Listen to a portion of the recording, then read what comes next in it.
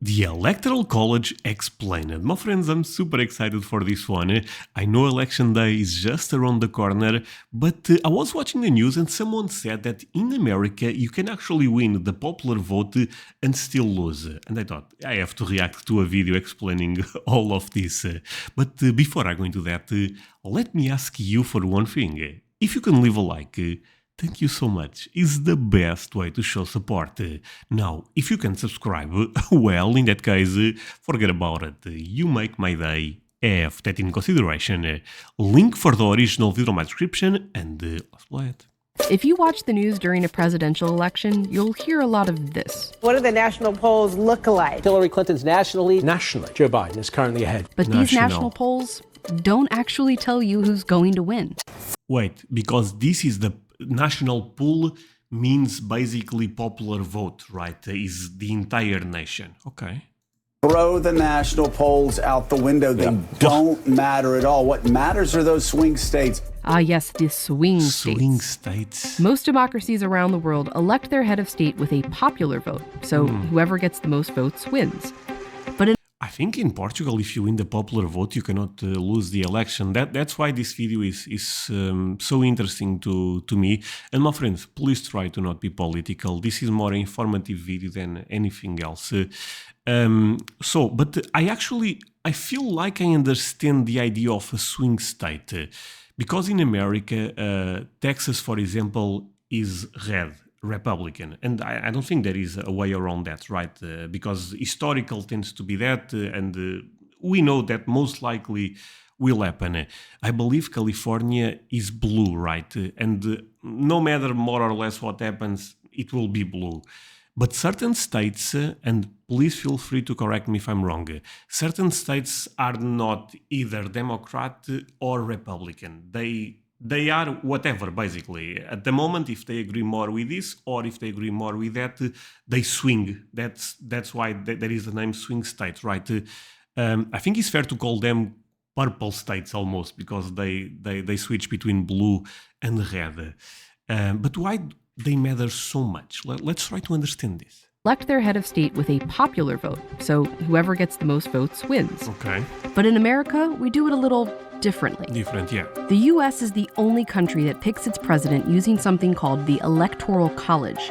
It's made up of delegates from each US state. When Americans vote for president, what they're actually voting for is who their state will vote for. Okay. This is why, every so often, someone wins the presidency without winning the popular vote. That's happened twice in just the past 20 years. Okay. The majority of Americans do not like the system, and haven't for a long time. Both political parties have made attempts to get rid of it. So why did... Okay, so actually both disagree with the system. Wait, why not changing the system, actually? Does the US still use the Electoral College? And who actually benefits from it?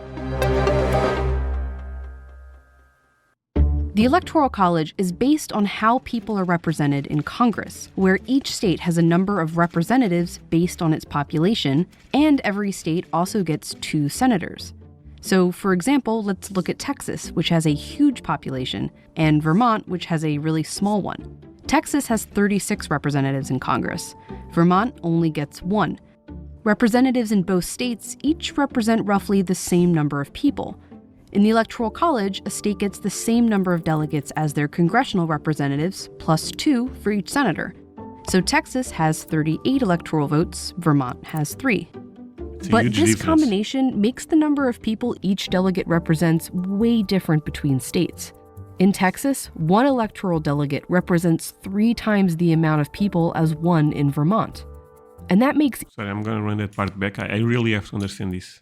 Represents way different between states.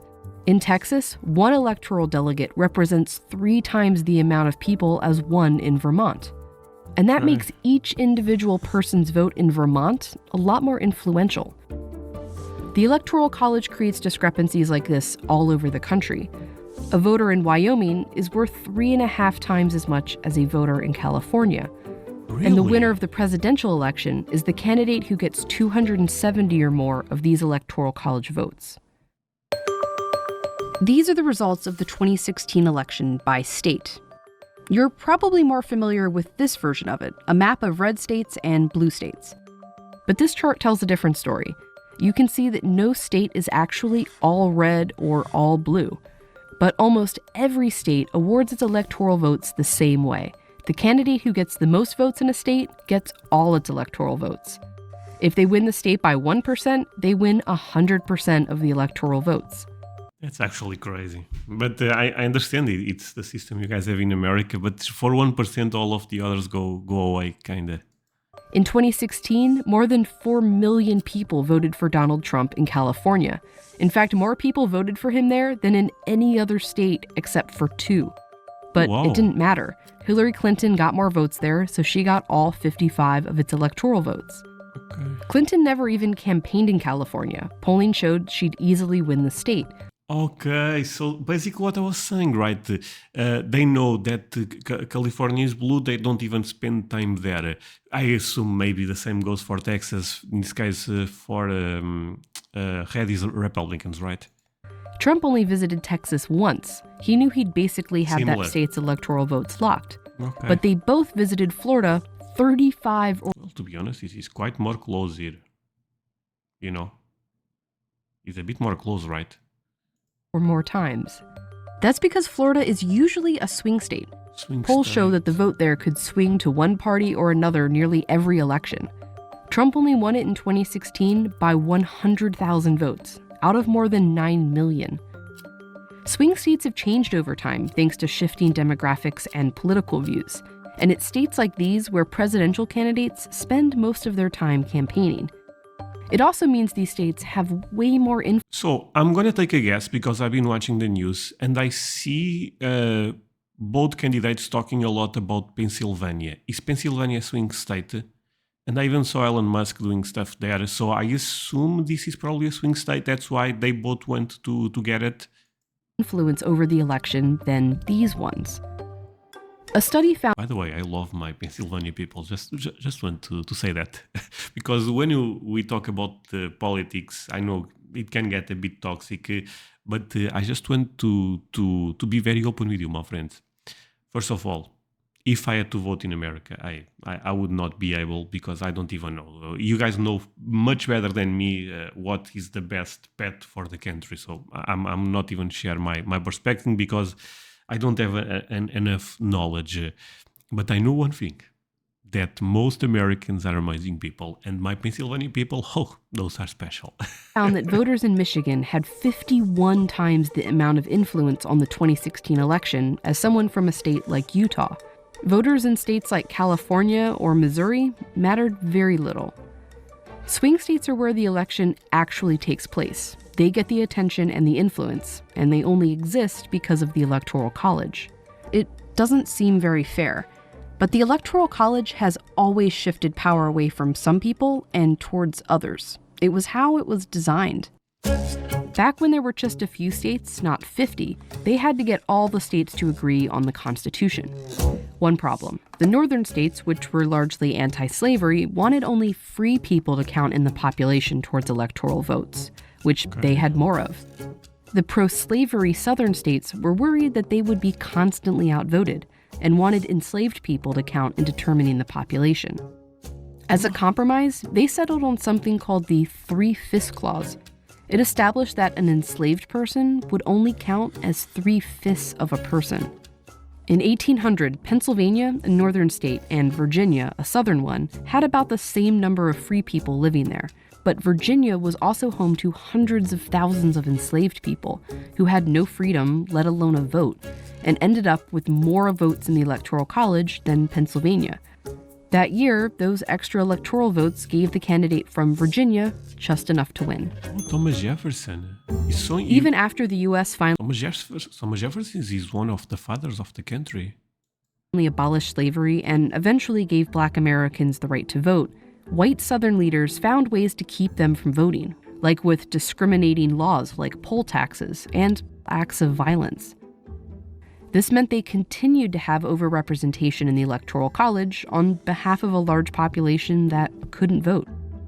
The first time Congress attempted to replace the Electoral College with a simple popular vote was back in 1816. But senators from southern states blocked it, saying it would be deeply injurious to them. In 1969, Congress came even closer. Replacing the Electoral College had support in both parties and even passed the House, but it was blocked again by Southern senators. A senator from Alabama wrote, "The Electoral College is one of the South's few remaining political safeguards. Let's keep it. Why change a system that historically had and still was benefiting white Southerners?" Today, the states that the Electoral College benefits have changed, but it's still making some voters more powerful than others. So Delaware, Alabama, Vermont, Wyoming, North Dakota, Rhode Island, and South Dakota. Interesting. If we look at the states with a lot of electoral votes for not a lot of people, Maybe this is... maybe Pennsylvania nowadays should be here. and the states with a little electoral votes for a lot of people, these states are a lot wider and less diverse than the rest of America. And many of these states are Republican strongholds. These tend to vote Democratic. That's one reason the two most recent Republican presidents have won the Electoral College without winning the popular vote. And since it's currently Democrats that are primarily disadvantaged by the Electoral College, they're the ones leading the charge to replace it with a popular vote. Get rid of the Electoral College and everybody. But as politics have changed, the people most critical of the Electoral College have too. In the 1948 presidential election, New York ended up being the major swing state. A congressman from Texas said, "I have no objection to the Negro in Harlem voting, but I do resent the fact that his vote is worth 100 times as much as the vote of a white man in Texas." Swing states change. What doesn't is that the Electoral College gives certain people more power to pick the president. And its biggest defenders have always been those who benefit the most from it. I feel this video will be controversial, my friends. Well, again... Thanks to Absolute, who sponsored this video to remind all... Okay. Thank you so much for watching this with me, my friends. This is interesting to know because the swing states makes a lot of sense since basically I had this idea because the name swing states kind of give the explanation away. You know, the name automatically indicates what's going on. But yeah, this was super interesting, my friends. Again, try to not be political in the comment section, even though I understand this type of videos, they can bring some debate, and that debate can go to political ideology. Let's put things that way. But yeah, really means a lot. You guys end up staying until the end. Do not forget to leave a like. See you guys in the next one.